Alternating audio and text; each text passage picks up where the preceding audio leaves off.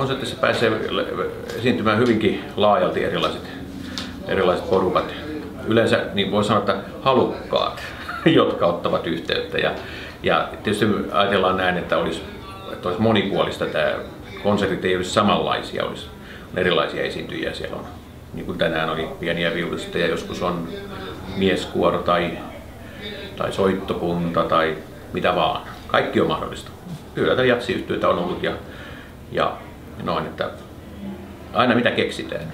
Mitä tämä esiintyjille antaa? Tämä antaa hyvän esiintymismahdollisuuden ensin ja sitten kohdata ihmisiä. Että täytyy muistaa, että musiikki on aina se on ihmiseltä ihmiselle. Että siinä tarvitaan ensin se säveltäjä ja sitten tarvitaan se esittäjä, mutta sitten tarvitaan myöskin kuulijat, jotka nauttivat ja osallistuvat. Että se on tämä sosiaalinen kokemus, mikä siinä on varmasti se palkitsevin. Kiitoksia. Kiitos.